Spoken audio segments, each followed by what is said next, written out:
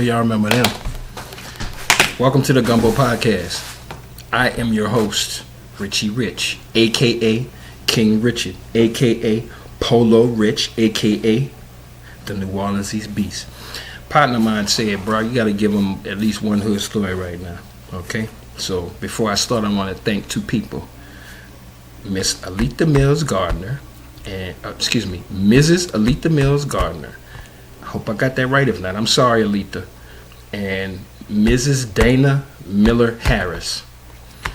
After my divorce a long time ago, packed up my stuff, moved in with mom. You know how you do. And the whole, my daddy had just passed. So, make a long story short, the whole house burned down with everything in it. Okay? Those were two ladies who reached in their pocket and sent me something when I had nothing. I had a job, but I ain't have nothing else. So this is not my payback, ma'ams, but this is my thank you, Miss Alita Mills Gardner and Mrs. Alita Mills Gardner, no disrespect, and Mrs. Dana Miller Harris. I know I got that one right because I went to school with both of them.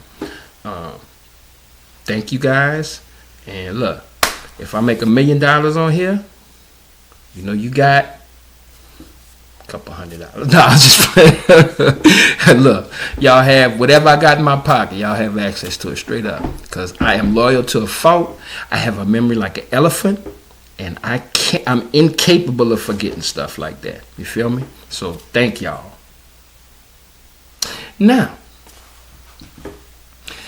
my friend wanted me to tell y'all about the time I met Suge Knight. So I'm going to try to make it quick, but it's a story, so hang in there, you're going to get it, okay? Now, everything I tell y'all, you can either look it up, or if you know one of these people who I know, you can try to find out. But, you know, some of this will be in the news clippings, all right? Now, we used to have something called Jack the Rapper in New Orleans. That was where rappers went to, let me get them out the picture. That's where rappers, up-and-coming rappers, went to share their music to maybe get a deal or get some studio time or get somebody to work with them, right? So I was down with the Hard Heads, and that was a part of Murder Incorporated. Leon the Legend, Lunatic.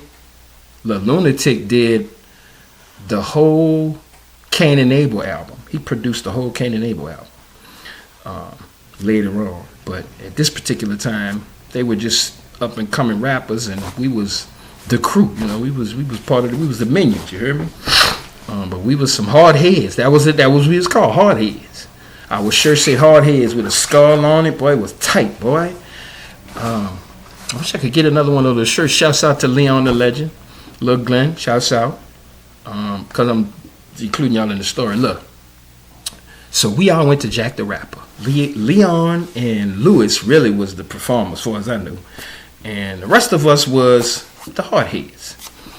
Now, when we would walk up in the place now, because we went to more than one Jack, we would walk up in there, we have them shook, bro. We had people shook, I'm telling you. So at one particular Jack the Rapper, you know, we went, and again, look, this is over 30 years ago.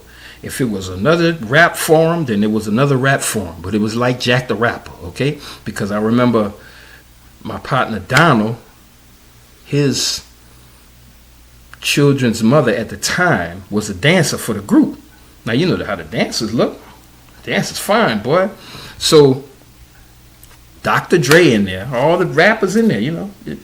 Dr. Dre was in there. This after he left NWA. Scarface and them. I think Ice-T might have been, I don't know, a bunch of rappers. New York, Wu-Tang Clan, them. Wu-Tang Clan saw us, but they went that way here. They thought we was in there to do or something. So, Dr. Dre decides to get drunk. Now, Dr. Dre is like 6'8", and I'm not exaggerating. Dr. Dre is about 6'8". He almost 7 feet tall. He might be that. His bodyguard, if he's 6'8", his bodyguard was 6'9", because they was like this. He had his arm around the bodyguard had his arm around him. They walk around drunk drinking. So they walk up on Donald's girlfriend at the time, talking about, trying to holler at her. She said, well, look, my old man over there, don't do that. I think they left it alone for a minute. And she might have talked to Donald, but, she told him, here I go with that hat again, y'all. She told him, don't worry about it. I handled it. Don't worry about that. All right, Hey, look, you want something probably that other people gonna admire, so you can't really get mad, fellas. You look at it as a compliment, all right? That's our mindset. Now, here's where the problem came. Dre and his partner got drunk, and I guess they decided they didn't want to hear no. Now, I done heard something about Dre and the women telling him no and what he do, okay? So I ain't had no feelings about him. I mean, this was another world. This was like a whole nother life for me, okay? Nah, I'm so boring. Man, I used to live such an exciting life. I am so boring right now. You hear me? Boy, you wouldn't believe. Especially I'm single because I got my heart broke not too long ago. Man, I'm baking a cake. When I finish with y'all, I'm going to bake me a cake and do some podcast notes and knock off. Maybe check my email. But look, Dre and his partner, his bodyguard, decided to go back over to her, talking about, yeah, I bet. And this is what the bodyguard gonna say. Dre said he bet he could knock your boyfriend out. What kind of shit? Now, I don't know how this got back to Donald, but once it did, now the hunt is on. We looking for them. Donald found it. What you tell me, blah, blah, blah? I don't know what the bop. I don't know what Dre said, but bop, that was the answer. And brr. And then the bodyguard stepped. I'm not in the picture right now. The bodyguard stepped. This is what they telling me. The bodyguard stepped, and Donald turned around. Bro, let me tell you something. I come from a place called Wright Road, okay, in New Orleans East. Bro, you could talk about wherever you want to talk about you from. That's cool. I'm telling you where I'm from, about the dudes where I'm from off Wright Road here. Boy, Donald turned around, and Donald was, if I was 6'3", Donald was like 6'1".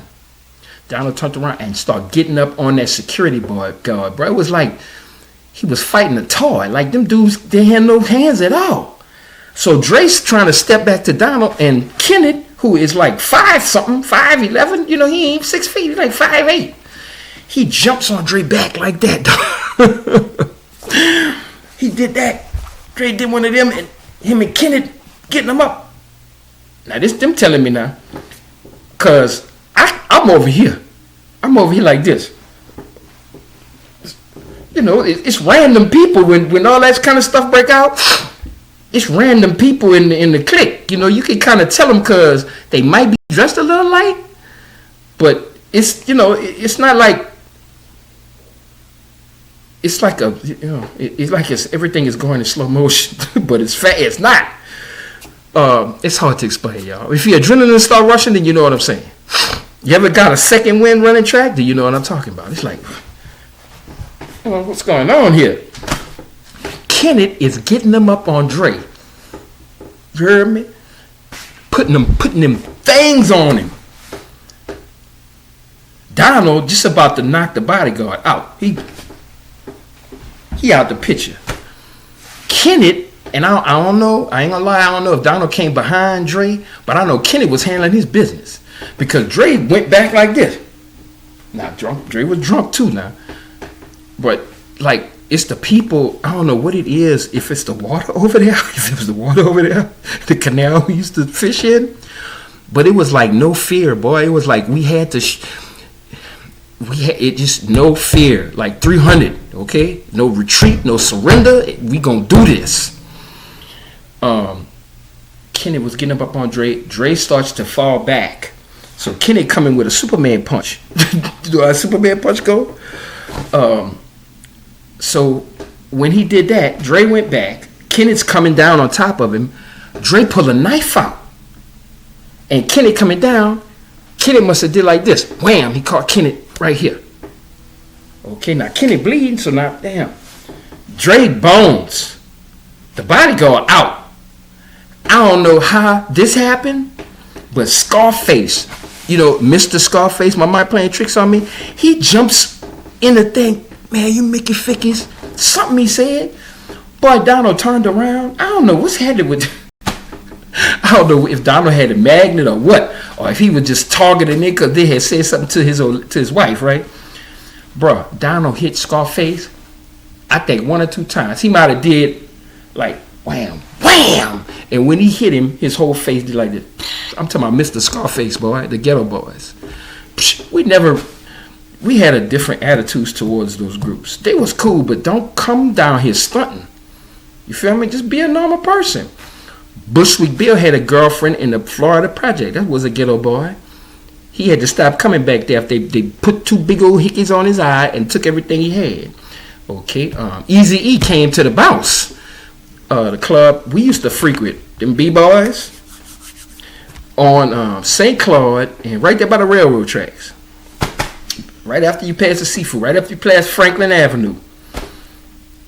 Easy came there, bro. They had to cover him up with a rug and bring him out of there. We was kicking him all in his behind, boy. Something he had did to piss somebody off in the clique, okay? And that's how he left. So, just to show you, like, New Orleans is not a place for a gang culture. You know what I'm saying? We clicked up, bro. No, you ain't coming taking over nothing. You're not coming introducing nothing. You can come and try to get along. That's about it. And we'll call you country, or we'll call you city, or we'll call you, you know, LA, whatever. But you can get down with the clique. But you're not coming taking nothing over. You're not coming punking nobody. Now look, after Dre stabbed Kenneth, right? We on the way home after the thing finished. And I don't know if we had to bring Kenneth to the hospital, or I think Kenneth had to get stitches.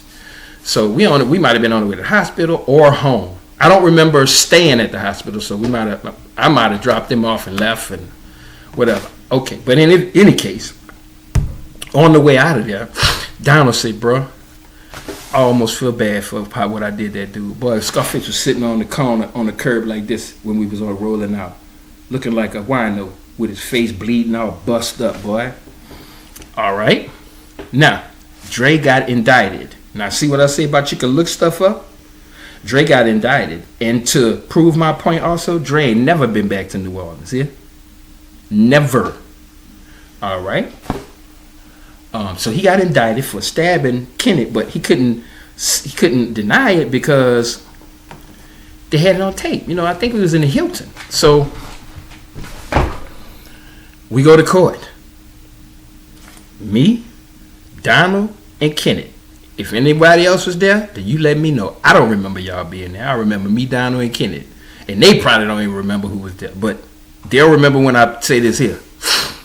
So they go to court. They go to the first little arraignment. Hey, we're going to charge him with this. And okay, I'm hearing the representative.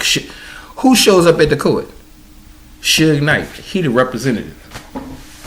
Okay. Now I'm going to park the car and I'm going to make a phone call.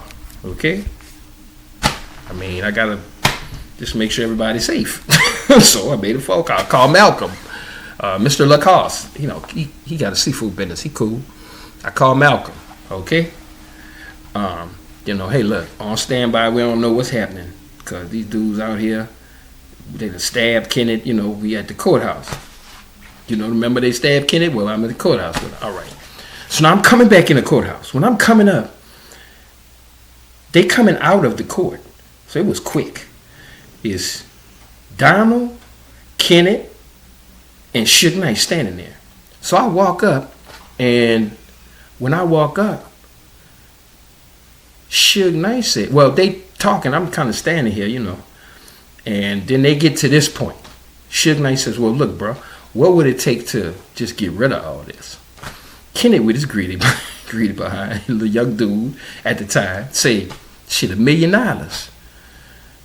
Suge Knight said, and I'm standing a few feet off because I'm like, I don't want to get in the business, but I'm in the business. I'm letting you know I'm here, right? Suge Knight said, for $1 million, I could have somebody come down here and kill all y'all. And turned around and walk away. And I said, and just like they got a plane that came here, they got another plane that go to Los Angeles. Talking about, you heard me? Now he he ain't saying that, he walking off. I don't know if he had a cigar or whatever, but he walking off. So now I'm like, bruh, we need to holler at him before he get to the airport. We need to hold court. You feel me? Saying it with that.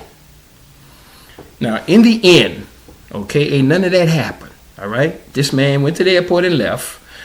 I went home fuming probably. Man, why we didn't? Kenneth was, eventually I think Kenneth got something out of that. And that was the end of it. But again, Dre ain't never came back to do all this, okay? That's my little hood story about the one time I met Suge Knight, okay? I guess he threatened my life, but hey, you know, he would have had to get in line to do something like that at the time. Just a little entertainment story that my friend told me I need to share with y'all because it's interesting and, you know, bring a little humor to the thing and, you know, give you something to think about. Look, now I'm so boring, bro. I'm telling you, I got my, you know, I'm single, got my little heart broke not too long ago, so I'm so boring. I ain't saying that because I'm looking for that. I'm just saying that's what happened. I'm just boring right now. Every now and then I have a little flash of excitement. I'll be like, boy, that remind me of when I was younger. But for the most part, I'm not even healthy enough to be, you know, out doing nothing crazy. Take care of your health. Take care of your diabetes. Take care of your cancer treatments. Check out my girl on Facebook, Miss Trishelle Bowman. I don't know if I guess she my ex-sister-in-law. But look, guess what? You still my sister. Mr. Shell, we with you. You hear me? I'm with you. So look, you're not going through it by yourself. Whoever you may be, you're not going through your issue by yourself. It's always somebody that's praying for you, thinking about you. You hear me? Now, I don't think she knew I was going to mention her in this video. Okay? But, baby girl, look, we watching your struggle. God bless you. God bless your daughter. you know how we used to get down. Okay? So you know I got love for you, sis. Hang in there. Take care of your diabetes. Take care of your mind and your body so you